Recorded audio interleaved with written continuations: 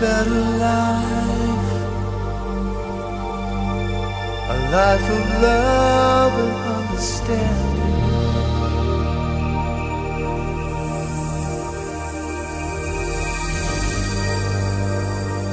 There is a better life than what seems.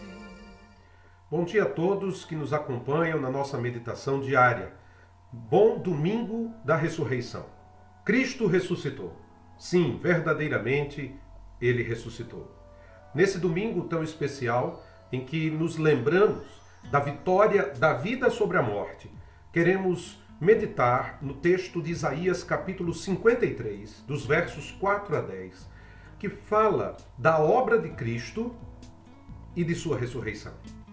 Esse texto foi escrito 700 anos antes do nascimento de Jesus. E é um dos textos principais da sua obra. Vamos ler o texto da Sagrada Escritura. Verdadeiramente, Ele tomou sobre si as nossas enfermidades e levou sobre si as nossas dores. E nós o consideramos aflito, ferido por Deus e oprimido. Mas Ele foi ferido por causa das nossas transgressões e esmagado por causa das nossas maldades. O castigo que nos traz a paz estava sobre ele, e por seus ferimentos fomos sarados. Todos nós andávamos desgarrados como ovelhas. Cada um se desviava pelo seu caminho. Mas o Senhor fez cair a maldade de todos nós sobre ele. Ele foi oprimido e afligido, mas não abriu a boca. Como um cordeiro que é levado ao matadouro, e como ovelha muda diante dos seus tosqueadores, ele não abriu a boca. Foi levado por juízo opressor.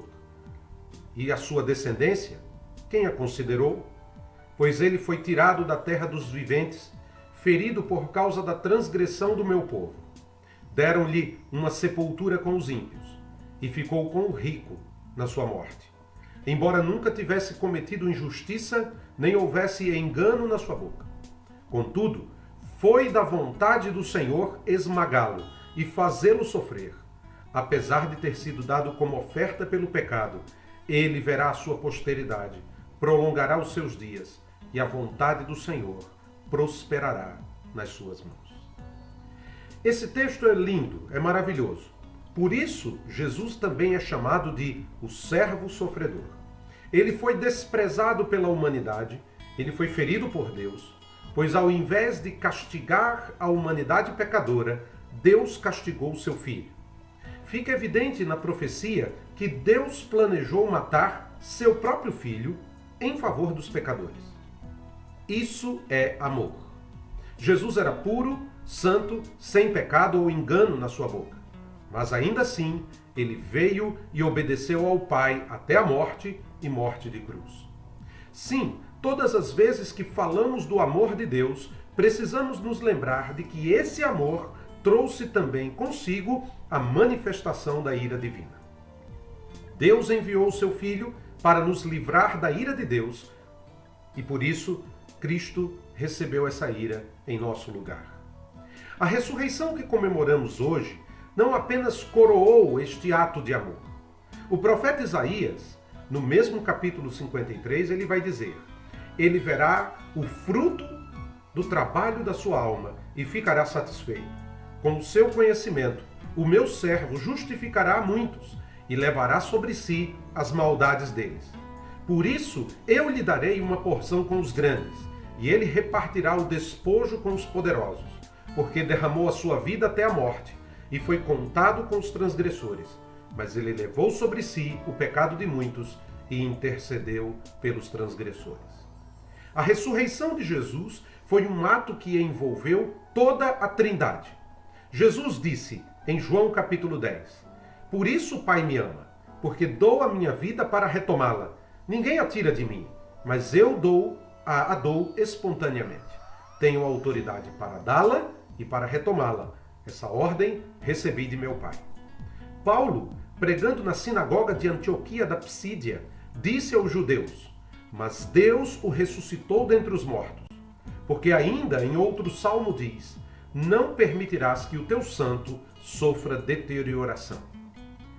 Escrevendo aos Romanos, o mesmo apóstolo Paulo declarou: e com poder foi declarado Filho de Deus, segundo o Espírito de Santidade, pela ressurreição dentre os mortos, Jesus Cristo, nosso Senhor.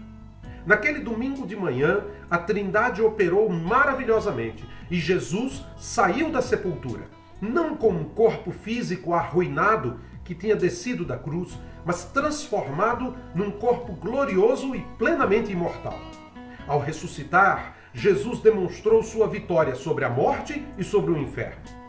Por isso, todo aquele que crê em Jesus e recebe-o como propiciação dos seus pecados, identificando-se com ele na morte e na ressurreição, é salvo. O maior simbolismo disso está no batismo.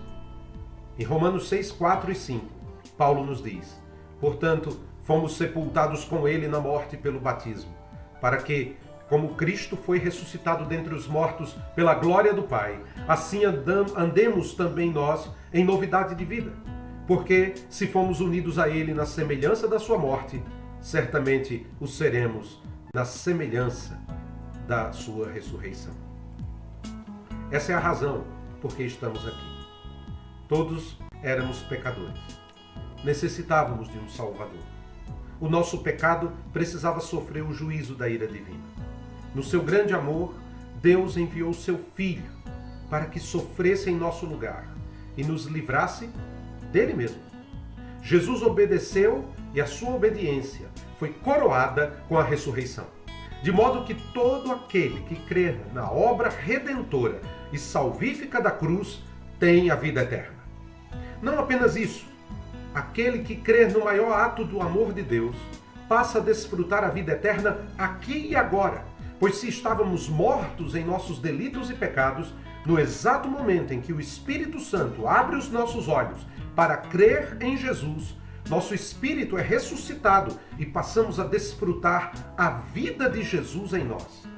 Isso é o que significa andar em novidade de vida. Isso é o que significa conhecer Cristo e o poder da sua ressurreição.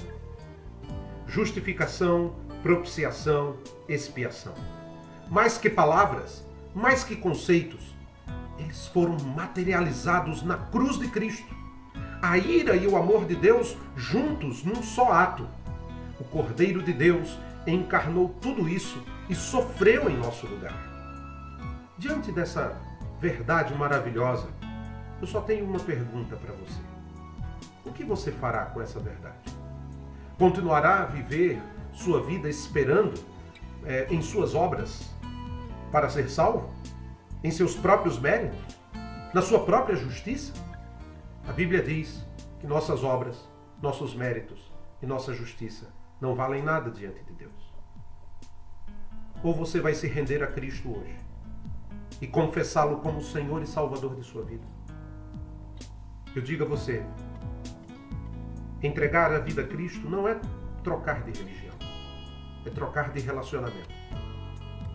É você deixar de pensar que pode barganhar com Deus e se render a Deus por meio de Cristo e dizer: sim, eu recebo Cristo como meu Senhor e Salvador. Eu creio que Ele morreu na cruz para pagar os meus pecados. Eu creio que Ele morreu em meu lugar para me justificar. Eu creio que Ele ressuscitou dentre os mortos, está à direita do Pai, que virá novamente, que todo aquele que confessa que Jesus Cristo é o Senhor é salvo por sua graça e seu amor. Você tem um bom domingo da ressurreição, um domingo abençoado para a glória.